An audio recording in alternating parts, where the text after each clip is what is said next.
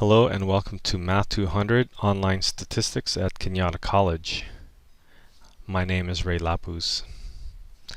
In this video, we will do a homework problem from section 8.3. In a recent poll, 785 adults were asked to identify their favorite seat when they fly, and 516 of them chose a window seat. They want us to use a 0.05 significance level to test the claim that the majority of adults prefer window seats when they fly.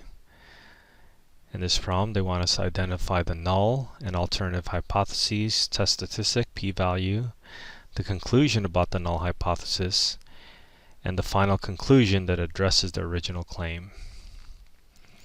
We'll get started with identifying the null and alternative hypothesis. This is all based on the claim, and the claim is asking us about the majority of adults that prefer window seats when they fly. So the majority of adults means more than 50%. So our P should be bigger than 50%. So I see a bigger than 50% in choice E, and I see a bigger than 50% in choice F. The thing about this null hypothesis is the null hypothesis always have to have the condition of equality. And so F has the condition of equality that makes your claim to be P bigger than 0.5 as your alternative hypothesis. So our choice is going to be F. Next, they want us to find the test statistic and all the other things associated with this, and from here we will go to StatCrunch. Now that I have StatCrunch open, I noted the values for X and N, and I noted the value for P as in your null hypothesis, and I also noted the alpha, the significance level. To find our hypothesis test, we're going to go to Stat. We're going to select proportion statistics with one sample, and in this case we have the summary information. In this, we count the number of successes. That's going to be your X value, and that's 516. The number of observations is going to be N, 785. And the hypothesis test is testing for 0.5. Remember that your null hypothesis always has an equal sign, and this is the number that can change. In this case, it doesn't change because it's 50%. Remember that this is also a right tail test. We're saying that the majority of the people, and so that phrase, the majority, means it's bigger than 50%. We don't need to make an interval for this, but if we did, we would choose this confidence interval option, but we're doing a hypothesis test. Okay, let's go ahead and compute. And here is our summary. We have the counts, we have the sample proportion.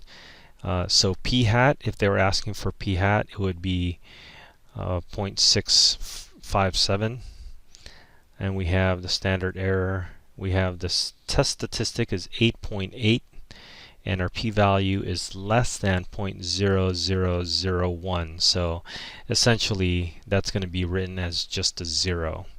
It's not exactly 0, but it's really small. So let's start off with our test statistic. They usually want test statistics to be rounded off to 2 decimal places, so that's 8.82. 8.82. And then our p-value is usually round off to 3 decimal places, 4 sometimes. So that's 0.0001.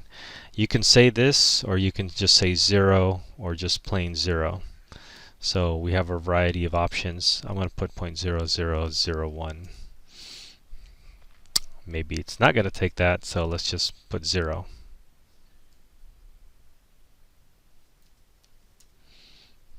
Okay. Now our conclusion, we have an awfully small p-value. So whenever we have a really small p-value, we're going to always reject the null hypothesis. So that probability of this thing happening is really, really small, that there must be something going on. So that saying that it's equal to, we're testing the null hypothesis in all the hypothesis tests. We're saying p-value is equal to 0.0 or 0.5, so our p-value is bigger than, or p-value is equal to 50%, and we are just going to reject that because that probability is really, really small. So we're going to reject the null hypothesis because the p-value is 0.0001. It's way less than the significance level. And then finally, our final conclusion. So whenever we reject the null hypothesis, we're either going to support the claim or we're going to reject the null hypothesis, if the null hypothesis was a claim. But remember, the claim was written as the majority of adults prefer the window seat. So the claim is the alternative hypothesis. So since you rejected the null hypothesis, then you are more apt to support the alternative hypothesis. So there is sufficient evidence to support the alternative hypothesis, which is saying that the majority of adults prefer the window seat. So I think it's going to be A.